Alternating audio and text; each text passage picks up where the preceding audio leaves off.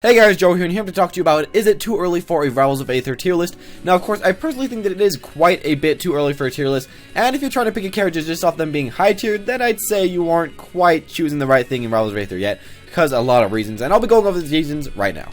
Now, the first thing is just that the game just barely came out, and there isn't really much time to thoughtfully consider the combos of characters, exactly what they can do with wave dashing, how they can wave land, all the different spacing, if they can go in, if they can go out, if they're offensive, if they're defensive, what type of little text you can figure out, true combos, strings, all these different things. We don't really know all of them, and at least all of them really haven't been perfected, so we can't really say way too much if one character has an OP string yet or an OP combo. We don't know that yet. So I'd say we should wait at least a little bit to see who has some good strings, but the problem is once we find one guy with a very good combo, we'll say he's OP, but maybe a few weeks later we'll find another guy that has a very good combo also, and then we figure out everybody has really good combos. So yeah, I'd say wait at least a little bit for that fact alone. So with that, we just really don't know what characters can do right now, and that's not really a bad thing, that's just something that's happening right as we speak.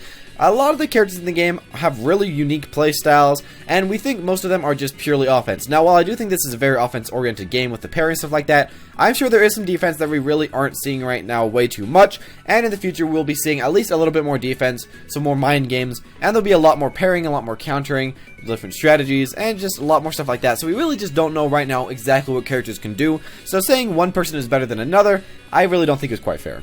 Now, on another note, we really haven't seen way too much high-level Rivals of Aether gameplay or tournaments yet, or even in-person tournaments or online tournaments. We haven't really seen much of these tournaments, and we don't know what people can do. Of course, the strategies haven't been made, and if it's too early to really have these huge tournaments and too early for the game to just have a lot of big tournaments yet, or have some big tournament winners, then I think it's a little bit too early to just pick characters that you think are better. And I'd say we should wait at least a little bit for some new, really strong pro-level players before we all put this into motion. Now, another thing is that some of the top characters right now that we're just thinking of as we think of tier lists right now may just be used a lot, like Bowser and Little Mac in the 3DS days of Smash Bros, or they may just be good against players that are very unskilled, or people just don't know exactly how to counter the strategies yet. Now, this could vary from something like Zedderburn Side Smash. This is really counterable with a parry. You can easily counter a lot of the ways you can do it with fire. Of course, backer's a little bit harder, but you can parry a lot of his stuff. You can jump out of it. Really, you can get out of it a lot of the time, or just attack him and stop him.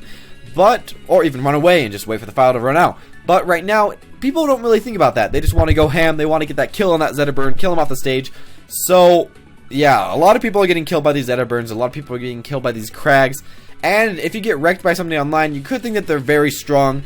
Of course, they do have some other really nice things about them, but just some of these strategies that are very good against unskilled players right now, they really want to play much in the future, so I'd say having good strategies against unskilled players really shouldn't, help you on a tier list standing.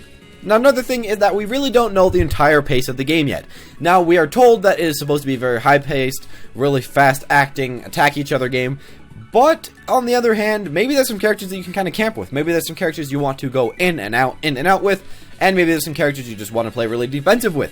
We don't know that. A lot of people are just playing really offensively, but there could be completely different playstyles, and we're just going to have to see for the future with this. Now, also the final thing I want to talk about is that the game right now is at early release, so there'll be a lot of really OP bugs, some OP strategies, some broken random crap that doesn't make any sense, maybe even some one-hit KO moves that don't make any sense, and these will, of course, all be gotten rid of in the game's full release, but as it is right now, they are not out of the game. So we're just going to have to wait for these to get out of here, and if you're rating somebody high on a tier list or just saying that they're a very strong character even if you don't use a tier list, I'd say that's really not the best idea because, especially in a game that's going to be patched as much as it seems like it is, I really think that a lot of these OP strategies are going to be taken out and really be replaced to buff the character in some other way, like a bit more damage or a bit more different combos. Thank you guys for watching. I hope they did enjoy. If you did enjoy this video, make sure to press that like. Comment down below if you think it's too early for a Rivals of Aether tier list, or if you really like the tier list and you want one right now, and you could probably find one on Reddit or something like that. And make sure to press that subscribe button if you do like the content that you are seeing. Also, in the future, I'll probably be doing a little bit of those 20 to 30 minute long gameplays of certain characters, just showing off what I know about them, and just talking about them overall, kind of like A-Star the Third, but not exactly. But if you did enjoy, make sure to like, comment, subscribe, and I'll see you all next time.